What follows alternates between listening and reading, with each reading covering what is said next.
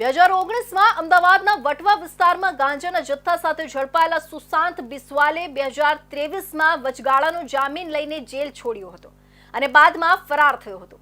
Surat crime બ્રાન્ચે તાકીદમાં તપાસ કરીને સાયણ વિસ્તારમાંથી તેને ઝડપી પાડ્યો અને અમદાવાદ પોલીસને સોંપ્યો હતો। સાબરમતી જેલમાંથી વચગાળાના જામીન પર રિલીઝ થતા ફરાર થયેલા એક ગાંજાના કેસના મુખ્ય આરોપી સુશાંત બિસ્વાલને સુરત ક્રાઇમ બ્રાન્ચે પકડી પાડ્યો છે।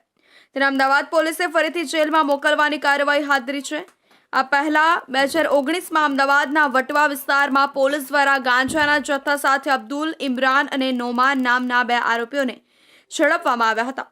પોલીસ દ્વારા પૂછપરછ દરમિયાન બંનેએ જણાવ્યું કે વધુ ગાંજાનો જથ્થો સુરતના પીપોદરા વિસ્તારમાં આવેલી શ્રીધર કોમ્પ્લેક્સની દુકાન નંબર 8માં છુપાવેલો છે।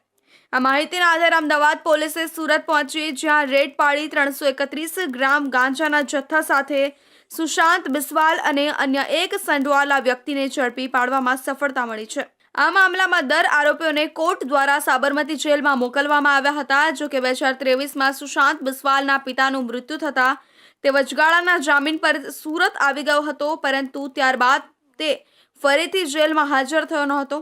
આ પરિસ્થિતિને પગલે અમદાવાદ પોલીસે સુરત પોલીસને આરોપીને ઝડપી પાડવા માટે સોંપ્યું। સુરત ક્રાઇમ બ્રાન્ચે ગુપ્ત માહિતી અને તપાસના આધારે સાણ વિસ્તારમાં સુશાંત બિસ્વાલને પકડી લીધું છે। તેની ધરપકડ બાદ તેને ફરીથી અમદાવાદ પોલીસને સોંપવામાં આવ્યો છે, જેણે તેને સાબરમતી જેલમાં દાખલ કર્યો છે।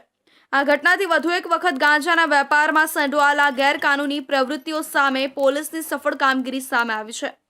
પોલીસે આ કેસમાં આગામી સમયગાળામાં વધુ લોકોની ધરપકડ કરવાની શક્યતા જાહેર કરી છે।